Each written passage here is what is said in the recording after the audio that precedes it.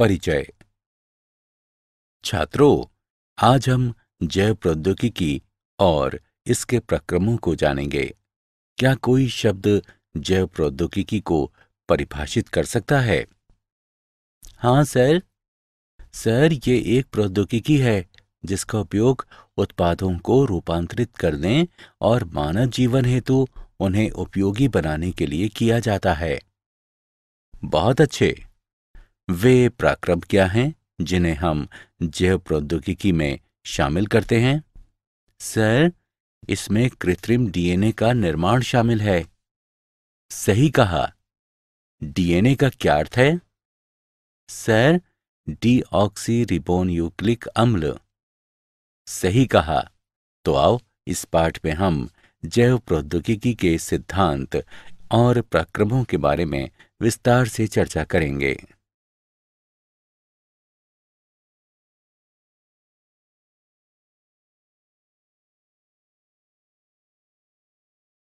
उद्देश्य।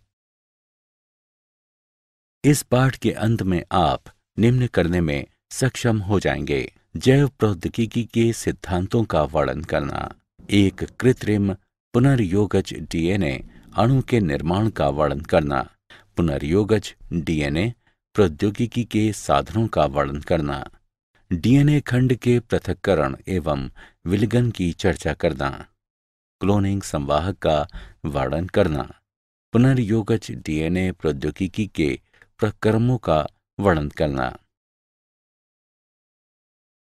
जैव प्रौद्योगिकी के सिद्धांत। जैव प्रौद्योगिकी एक तकनीक है जिसमें उत्पादों को बनाने या रूपांतरित करने, पौधों या जंतुओं में सुधार करने के लिए या विशिष्ट उपयोग हेतु सूक्ष्म जीवों का विकास करने के लिए जीवों का उपयोग किया जाता है। आधुनिक जैव प्रौद्योगिकी के विकास में निम्न दो तकनीकों का योगदान है: आनुवंशिक इंजीनियरिंग, आनुवंशिक पदार्थ की प्रकृति को बदलने की तकनीक, और या आनुवंशिक पदार्थ को अन्य परपोषी जीवों में प्रवेश कराकर इसके समलक्षणी में परिवर्तन करना। जैव प्रौद्योगिकी उत्पादों के निर्माण के लिए रोगाणु रहित दशाओं में केवल वांछित सूक्ष्मों या कोशिकाओं की अधिक संख्या में वृद्धि और गुणन को सुगम बनाने की तकनीक।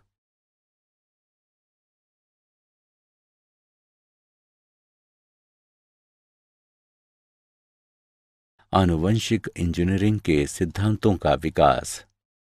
संकरण उत्पादों में सुधार के लिए पादप प्रजनन और जंतु प्रजनन में उपयोग की जाने वाली पारंपरिक विधि है। इसमें प्रायः वांछित जीन के साथ साथ अवांछित जीन का समावेश भी हो जाता है। संकरण की कमियों को दूर करने के लिए आनुवंशिक इंजीनियरिंग द्वारा पुनर्योगज डीएनए विकसित किया जा सकता है। विजातीय डीएनए या कृत्रिम डीएनए से जुड़ा परपोषी डीएनए पुनर्योगज डीएनए कहलाता है। प्रतिकृति का मूल डीएनए का अनुक्रम है, जिस स्थान पर प्रतिकृतियन या एक गुणसूत्र प्लाज्मिड या वायरस पर शुरू होता है। जीवाणु, प्लाज्मिड तथा छोटे वायरसों सहित छोटे डीएनए के लिए एकल मूल ही पर्याप्त है। बड़े डीएनए में अनेक मूल होते हैं और डीएनए प्रतिकृतियन उन सभी मूलों पर शुरू होता है।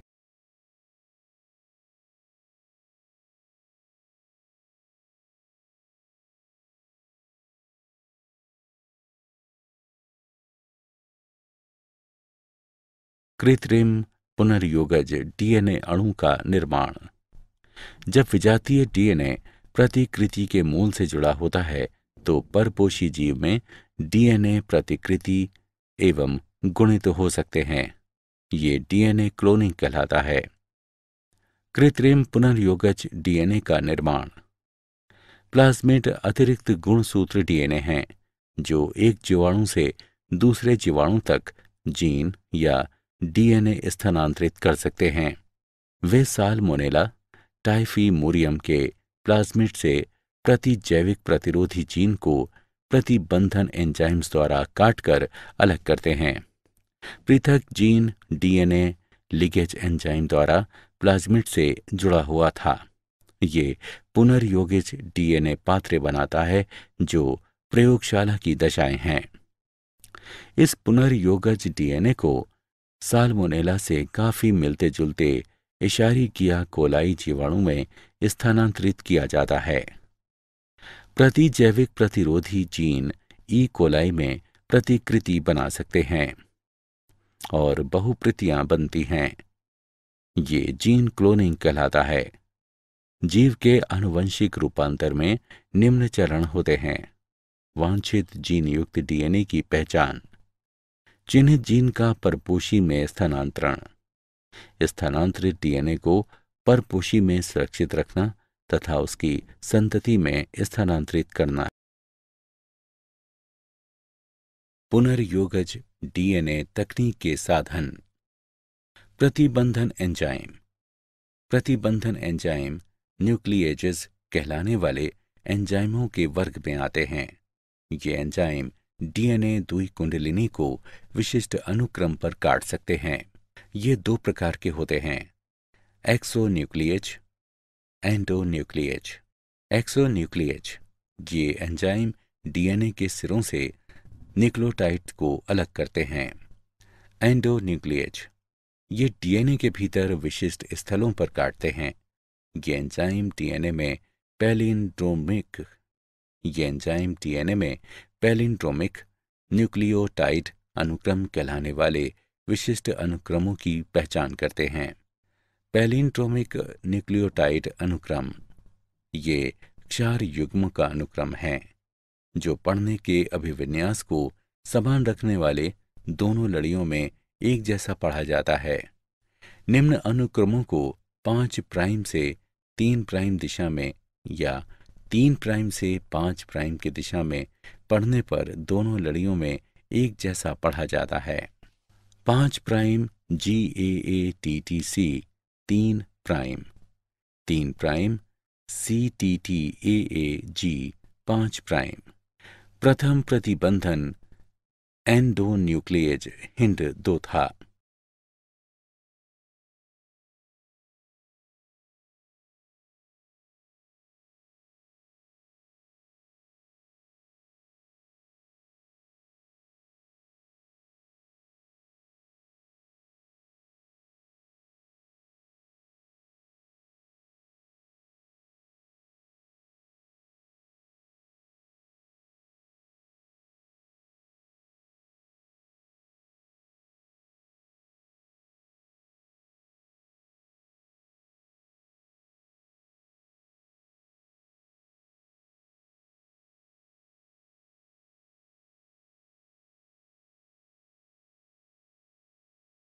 प्रतिबंधन एंडोन्यूक्लिएज एंजाइम की क्रिया द्वारा पुनर्योगज डीएनए के निर्माण में चरण। कुछ जीवाणुओं में प्रतिबंधन एंजाइम प्राकृतिक रूप से पाए जाते हैं और विषाणुओं के विरुद्ध रक्षा तंत्र के रूप में कार्य करते हैं। प्रत्येक प्रतिबंधन एंजाइम एक विशिष्ट स्थल यानी पहचान स्थल पर काटता है जहां न्यूक्लियोटाइड्स का एक विशिष्ट अनुक्रम पाया जाता है। प्रतिबंधन एंजाइम EcoR1 में निम्न पहचान स्थल होते हैं: GAATTC, CTTAAG। इसका अर्थ है कि EcoR1 इस अनुक्रम में केवल G और A के बीच काटेगा। चरण 1 EcoR1 के लिए पहचान स्थल युक्त डीएनए का एक खंड नीचे दिया गया है। चरण 2 EcoR1 डीएनए लड़ी को पहचान स्थल पर काटता है G और A के बीच। चरण 3 डीएनए लड़ी विखंडित हो जाती है। इससे खुले न्यूक्लियोटाइड्स या चिपचिपे छोर वाले डीएनए खंड उत्पन्न होते हैं। अन्य प्रतिबंधन एंजाइम उदाहरण के लिए हिंड 2 में सीध में काटता है और बंद न्यूक्लियोटाइड वाले डीएनए खंड उत्पन्न करता है। ये खंड अनासंजी सिरे कहलाते हैं। चिपचिपे सिरे और अनासंजी सिरे एक अन्य डीएनए एंजाइम लीकेज द्वारा बंधन कहलाने वाली प्रक्रिया में आपस में जोड़े जा सकते हैं। डीएनए लीकेज डीएनए की मरम्मत और प्रतिकृतियन में शामिल होते हैं। लीकेज का कार्य बंधन कहलाने वाली प्रक्रिया में डीएनए खंडों को पुनः जोड़ना है। डीएनए खंड 4 युग्म रेखण का उपयोग करके आपस में जुड़ जाते हैं। डीएनए के एक खंड के खुले न्यूक्लियोटाइड्स दूसरे डीएनए खंड के लिए 4 युग्मों द्वारा आकर्षित किए जाते हैं। खंड एंजाइम डीएनए लीकेज द्वारा जुड़े होते हैं, जो खंडों को उनकी शर्करा फॉस्फेट रीढ़ पर जोड़ते हैं। यदि डीएनए खंड अलग अलग स्रोतों से है तो पुनर्योजन डीएनए उत्पन्न होता है।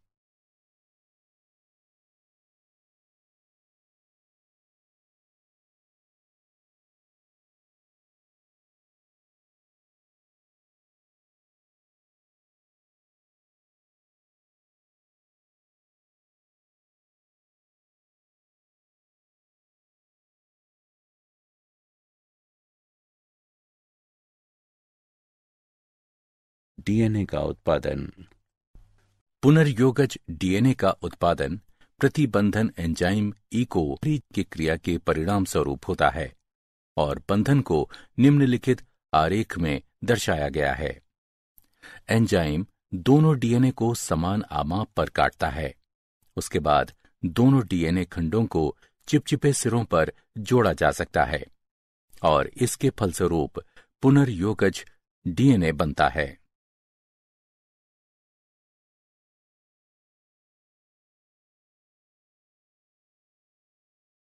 डीएनए खंड का पृथक्करण एवं विलकन। डीएनए खंडों को जेल इलेक्ट्रोफोरेसिस यानी विद्युत कण संचलन का उपयोग करके अलग किया जा सकता है। विभिन्न आकार वाले अणुओं को सरंध्री स्पंज जैसे मैट्रिक्स में अलग करने के लिए इलेक्ट्रोफोरेसिस में विद्युत धारा का उपयोग किया जाता है। बड़े अणुओं की तुलना में छोटे अणु जेल रंध्रों से बहुत आसानी से गति करते हैं। फिल चाप्र, जो सैमब्रुक और बिल सागडेन ने अत्यधिक शुद्ध समुद्री घास से बने एगारोज जेल का उपयोग करके डीएनए इलेक्ट्रोफोरेसिस तकनीक विकसित की है। जेल को विद्युत प्रवाहित होने वाले लवण विलयन से भरे टैंक में डुबोया जाता है।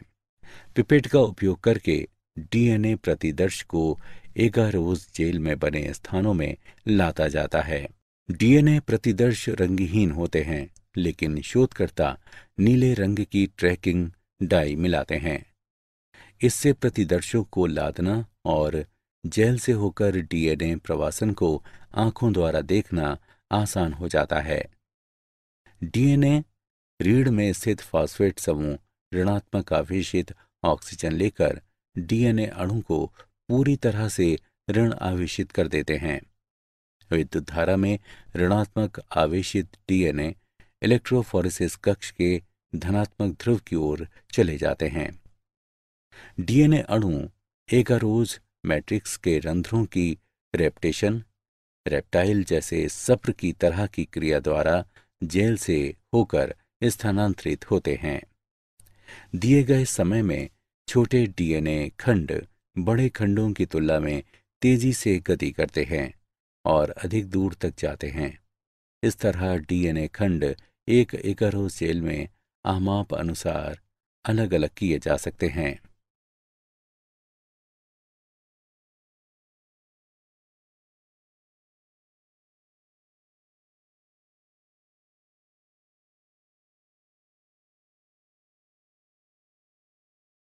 क्लोनिक संवाहक। एक डीएनए अणु जो विजातीय डीएनए को एक परपोषी की कोशिका में ले जाता है, जीवाणु कोशिका के भीतर प्रतिकृति बनाता है और स्वयं की अनेक प्रतियां उत्पन्न करता है और विजातीय डीएनए क्लोनिंग संवाहक कहलाता है। क्लोनिंग संवाहक प्रतिबंधन एंजाइमों के लिए अगले महत्वपूर्ण साधन हैं। सामान्य क्लोनिंग संवाहक प्लाज्मिड और जीवाणु भोजी हैं। एक संवाहक में क्लोनिंग को आसान करने के लिए निम्न विशेषताओं की आवश्यकता होती है। प्रतिकृतियन की उत्पत्ति यानी मूल। यह एक अनुक्रम है जहां से प्रतिकृतियन की शुरुआत होती है और डीएनए का कोई भी टुकड़ा जब इस अनुक्रम से जुड़ जाता है तो अगली कोशिकाओं में प्रतिकृतियन कर सकता है। वर्ण योग्य चिन्हक। मूल ओरी के साथ संवाहक को वर्ण योग्य चिन्हक की भी आवश्यकता होती है जो रूपांतरजों और अरूपांतरजों की पहचान करने में सहायता करते हैं। उदाहरण के लिए एम्पिसिलिन, क्लोरैम्फेनिकोल, टेट्रासाइक्लिन आदि जैसे प्रतिजैविकों के प्रति प्रतिरोध क्रोडित करने वाले जीनों का वर्ण योग्य चिन्हकों के रूप में उपयोग किया जाता है। रूपांतरण ये एक प्रक्रिया है जिसके द्वारा एक डीएनए खंड को परपोषी जीवाणु में प्रवेश कराया जाता है।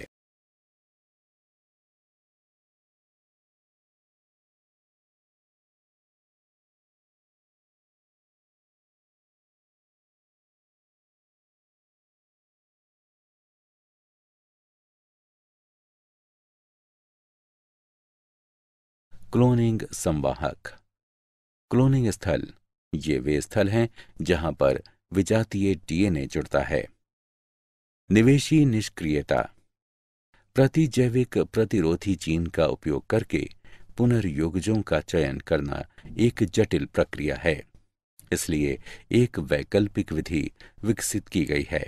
इसमें रूपांतरजों, पुनर्योगजों और अपुनर्योगजों की पहचान क्रियाधार की उपस्थिति में रंग उत्पन्न करने की उनकी क्षमता के आधार पर की जाती है। इसमें एक पुनर्योगज डीएनए को ए ग्लैक्टोसाइजिस एंजाइम के अनुक्रम में प्रवेश कराया जाता है, जिसके फलस्वरूप एंजाइम निष्क्रिय हो जाते हैं और इसे निवेशी निष्क्रियता कहते हैं। इसलिए इस प्रकार के जीवाणु द्वारा नीला रंग नहीं प्रदान किया जाएगा। अपुनर्योगज नीला रंग प्रदान करेंगे। पौधों व जंतुओं में जीन क्लोनिंग हेतु संवाहक। जीनों को स्थानांतरित करने के लिए कुछ जीवाणु और वायरस का उपयोग किया जाता है। उदाहरण के लिए अनेक द्विबीजपत्री पौधों पर पाया जाने वाला रोगजनक एग्रोबैक्टीरियम ट्यूमीफेशियंस टी डीएनए कहलाने वाले डीएनए का खंड स्थानांतरित करता है और पौधों की कोशिकाओं को ट्यूमर अर्बुद में रूपांतरित कर देता है और अर्बुद कोशिकाएं रोगजनक के लिए जरूरी रसायनों का उत्पादन करती हैं। अब इस जीवाणु के टीआई प्लाज्मिड का उपयोग अपनी अभिरुचि के जीन को अनेक पौधों में स्थानांतरित करने के लिए किया जा सकता है। जंतुओं में पश्च विषाणु परपोषी कोशिकाओं को संबंधित कोशिकाओं में रूपांतरित करने के लिए अपने डीएनए को परपोषी कोशिका में स्थानांतरित कर सकता है। इसलिए पश्च विषाणु का एक संवाहक के रूप में उपयोग किया जाता है यदि हानिकारक डीएनए को अभिरुचि के जीन द्वारा बदला जा सकता है। सक्षम आतिथेय यानी पुनर्योगज डीएनए के साथ रूपांतरण हेतु।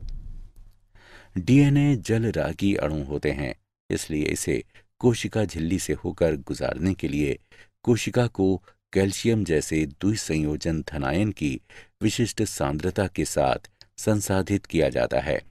ऐसी कोशिकाओं को पहले पुनर्योगिज डीएनए के साथ बर्फ पर रखा जाता है, तब पुनर्योगिज डीएनए को उन कोशिकाओं में बलपूर्वक प्रवेश कराया जाता है। इसके बाद उन्हें थोड़े समय के लिए 42 डिग्री सेल्सियस पर रखा जाता है और पुनः इसे वापस बर्फ पर रखा जाता है। विजातीय डीएनए को प्रवेश कराने की अन्य विधियां सूक्ष्म अंतःक्षेपण और बायोलिस्टिक या जीन गन हैं। सूक्ष्म अंतःक्षेपण में डीएनए को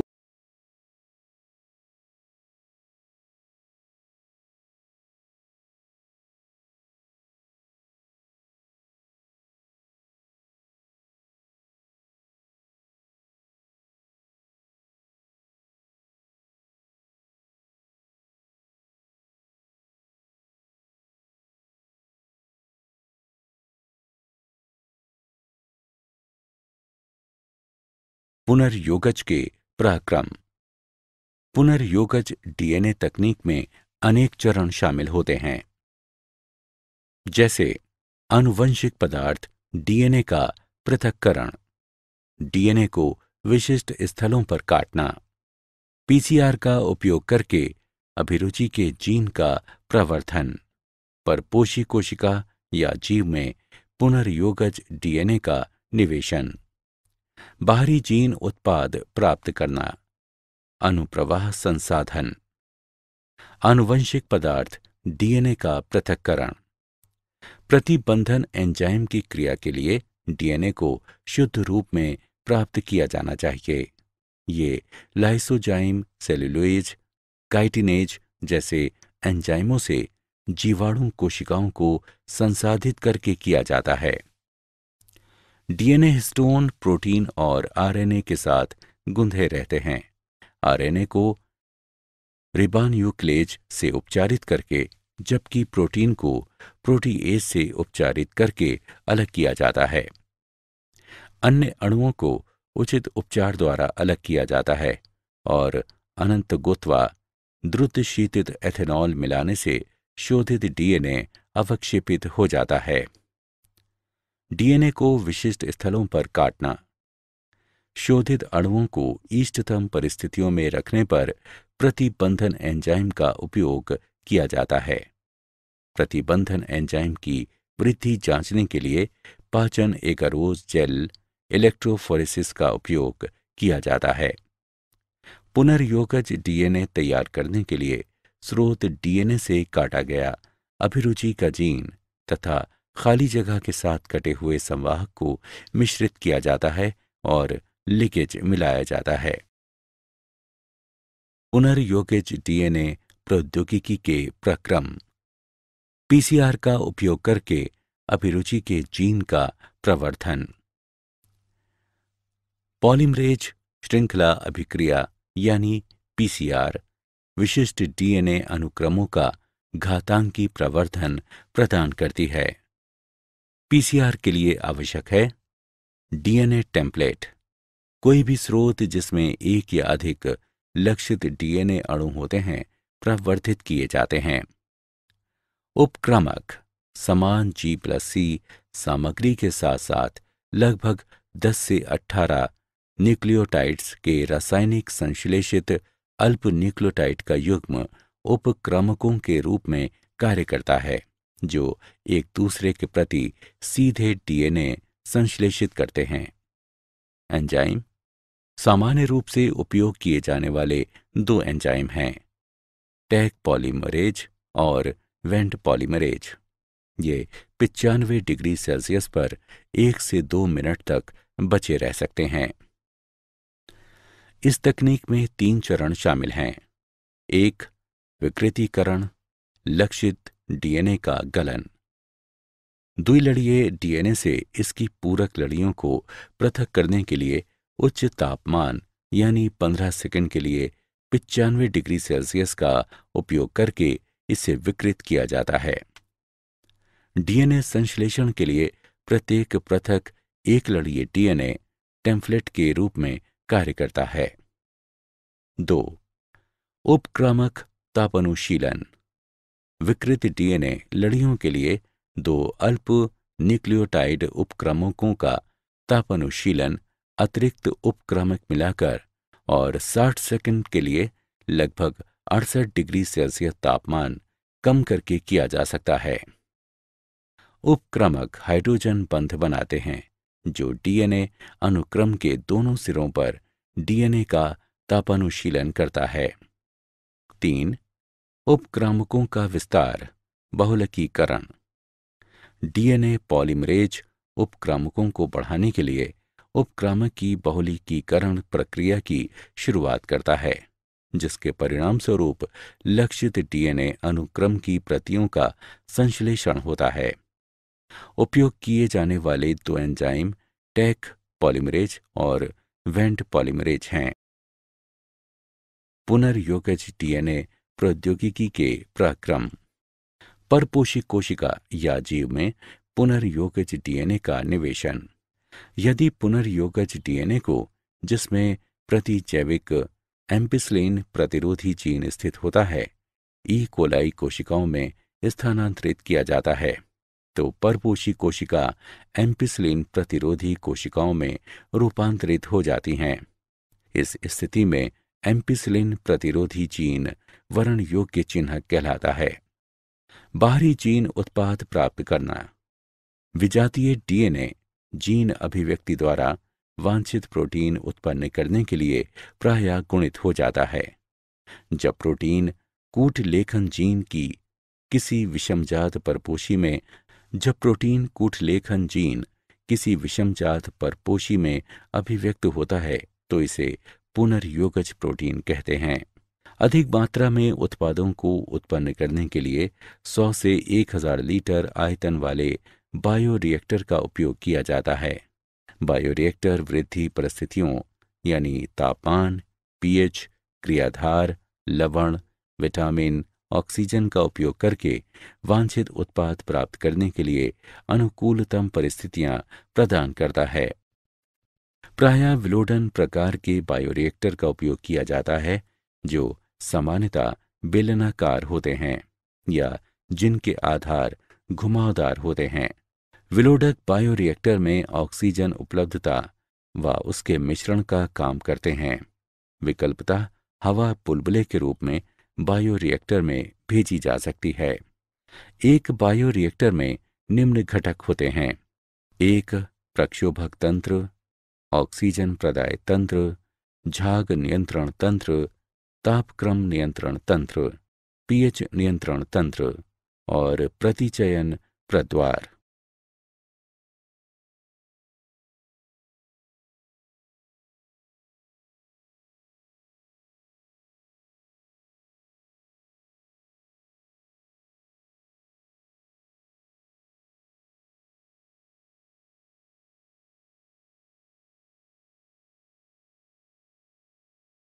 पुनर्योगज डीएनए प्रौद्योगिकी के पराक्रम।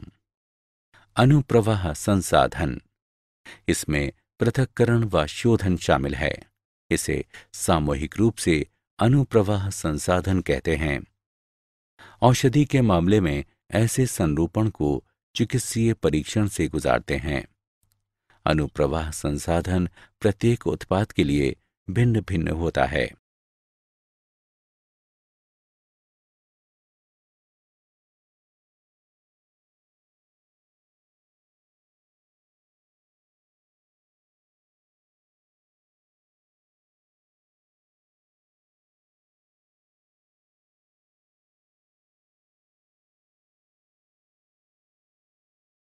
क्या आप जानते हैं आनुवंशिक रोगों से नवजात शिशुओं की मृत्यु के बारे में पहले से डॉक्टरों को ये पता कि इसके लिए कौन दोषी है चल जाता है। अब वैज्ञानिकों ने नियमित चिकित्सा देखभाल के लिए जीन मैपिंग के करीब पहुंचकर 1 सप्ताह के बजाय कुछ ही दिनों में उन शिशुओं के डीएनए के कुट लेखन का एक तरीका खोज लिया है। सिर्फ 50 घंटों में हम नवजात शिशु के जीनोम का विकोडन और व्याख्या कर सकते हैं। सारांश। आइए हमने जो कुछ सीखा है उसे संक्षेप में दोहराएं। जैव प्रौद्योगिकी एक तकनीक है जिसमें उत्पादों को बनाने या रूपांतरित करने, पौधों या जंतुओं में सुधार करने के लिए या विशिष्ट उपयोग हेतु सूक्ष्म जीवों का विकास करने के लिए जीवों का उपयोग किया जाता है।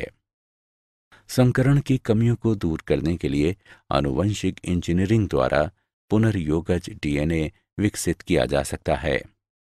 जब विजातीय डीएनए प्रतिकृति के मूल से जुड़ा होता है तो परपोषी जीव में डीएनए प्रतिकृति व गुणित हो सकते हैं। ये डीएनए क्लोनिंग कहलाता है।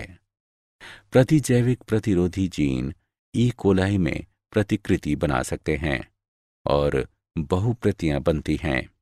ये जीन क्लोनिंग कहलाता है।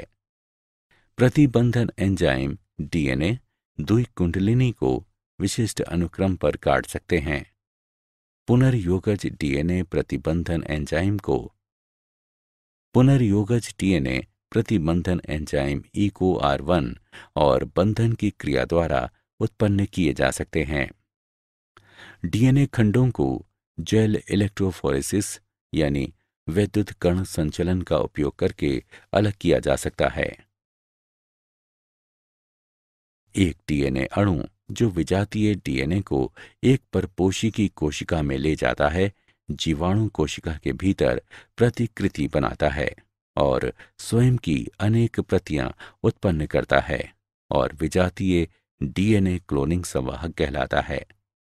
पुनर्योगज डीएनए तकनीक में अनेक चरण शामिल होते हैं। आनुवंशिक पदार्थ का पृथक्करण, आनुवंशिक पदार्थ यानी डीएनए का पृथक्करण, डीएनए को विशिष्ट स्थलों पर काटना, पीसीआर का उपयोग करके अभिरुचि के जीन का प्रवर्धन, परपोषी कोशिका जीव में पुनर्योगज डीएनए का निवेशन, बाहरी जीन उत्पाद प्राप्त करना, अनुप्रवाह संसाधन।